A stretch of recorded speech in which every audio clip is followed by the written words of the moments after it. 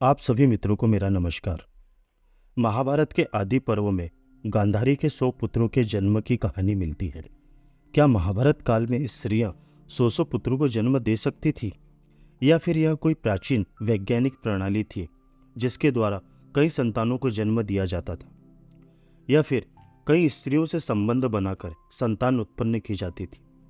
क्योंकि सामान्य स्त्रियों के लिए 100 संतानों को जन्म देना संभव नहीं है, तो क्या गांधारी सामान्य स्त्रियों जैसी नहीं थी? चलिए जानते हैं धृतराष्ट्र और गांधारी के 100 पुत्रों के जन्म की कहानी। वैशंपायन जी कहते हैं, एक बार महर्षि व्यास हस्तिनापुर में गांधारी के पास आए। गांधारी ने व्यास जी की सेवा करके उन्हें बहुत संतुष्ट कर दिया। तब गांधारी से व्यास जी ने वर मांगने को कहा। गांधारी ने अपने पति के समान ही 100 पुत्र होने का वर मांग लिया। इससे समय आने पर उसने गर्भ धारण किया। वह गर्भ 2 वर्ष तक पेट में ही रुका रहा। इस बीच कुंती के गर्भ से युधिष्ठिर का जन्म हो चुका था। गर्भ को 2 वर्ष हो जाने पर स्त्री स्वभाववश गांधारी घबरा गई और अपने पति धृतराष्ट्र से छिपाकर उसने गर्भ गिरा दिया। उसके पेट से लोहे के गोले के समान एक मांसपिंड निकला। 2 वर्ष पेट में रहने के बाद भी उसका यह कड़कपन देखकर गांधारी ने उसे फेंक देने का विचार किया। व्यास जी ने अपनी योग दृष्टि से यह सब जानकर झटपट उसके पास पहुंचे और बोले, अरे सुबल की बेटी, तू यह क्या करने जा रही है?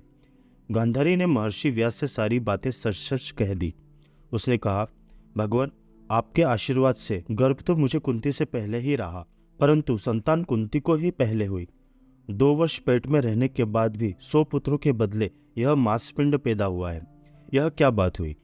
व्यास जी ने कहा, गांधारी, मेरा वर सत्य होगा। मेरी बात कभी झूठी नहीं हो सकती, क्योंकि मैंने कभी हंसी में भी झूठ नहीं कहा। अब तुम चटपट 100 कुंड बनवाकर उन्हें घी से भर दो और सुरक्षित स्थान पर उनकी रक्षा का विशेष प्रबंध कर देना, तथा अब इस मांसपिंड पर ठंडा जल छिड़को। जल छिड़कने पर उस पिंड के 100 टुकड़े हो गए। उनमें से एक टुकड़ा 100 से अधिक था। व्यास जी की आज्ञा अनुसार जब सब टुकड़े कुंडों में रख दिए गए, तब उन्होंने कहा कि इन्हें 2 वर्ष के बाद ही खोलना। इतना कहकर वे हिमालय पर तपस्या करने चले गए। आप सभी मित्रों से छोटा सा अनुरोध है, हमारे वीडियो को लाइक कर चैनल को सब्सक्राइब कर लीजिए। इसमें आपको सिर्फ 2 से 3 सेकंड का समय लगेगा, लेकिन इससे हमारे चैनल को गति मिल जाएगी। आप हमारे अनुरोध का सम्मान करेंगे, बस यही आशा है। चलिए कहानी पर पुनः लौटते हैं। समय आने पर उन्हीं मांसपिंडों में से सबसे पहले दुर्योधन का जन्म हुआ और पीछे गांधारी के अन्य पुत्र उत्पन्न हुए। दुर्योधन का जन्म होने के पहले ही युधिष्ठिर का जन्म हो चुका था। जिस दिन दुर्योधन का जन्म हुआ, उसी दिन परम पराक्रमी भीमसेन का भी जन्म हुआ था। दुर्योधन जन्म लेते ही गधे की भांति चिल्लाने लगा। उसके शब्द सुनकर गधे, गीदड़, गिद्ध और कौवे भी चिल्लाने लगे। आंधी चलने लगी, कई स्थानों में तो आग लग गई। इन उपद्रवों से भयभीत होकर धृतराष्ट्र ने ब्राह्मण, भीष्म, विदुर आदि सगे संबंधियों तथा कुरुकुल के श्रेष्ठ पुरुषों को बुलवाया और कहा, हमारे वंश में पांडुनंदन युधिष्ठिर ज्येष्ठ राजकुमार हैं। उन्हें तो उनके गुणों के कारण राज्य मिलेगा ही। इस संबंध में मुझे कुछ नहीं कहना है।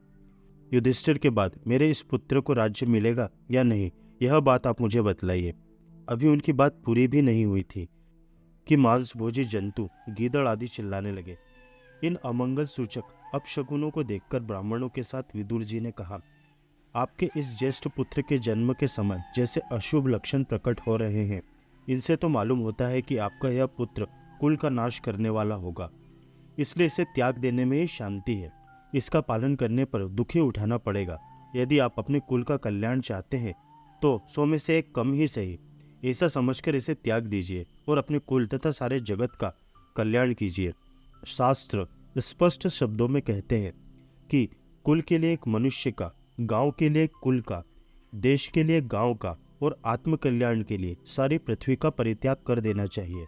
सबके समझाने बुझाने पर भी पुत्र स्नेहवश राजा धृतराष्ट्र दुर्योधन को त्याग न सके। उन 101 टुकड़ों में से 100 पुत्र और एक कन्या उत्पन्न हुई थी।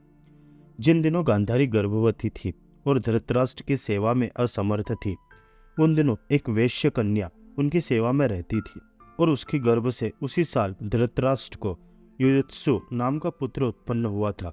वह बड़ा यशस्वी और विचारशील था। वे सभी बड़े शूरवीर, युद्ध कुशल तथा शास्त्रों के विद्वान थे।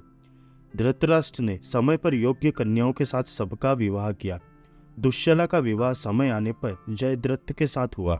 मित्रों, गांधारी के 100 पुत्रों का जन्म जिस प्रणाली से हुआ, शायद आज के समय में वो IVF प्रणाली से मेल खाती है। मित्रों, आपको क्या लगता है? कमेंट करके बतलाइएगा। धन्यवाद।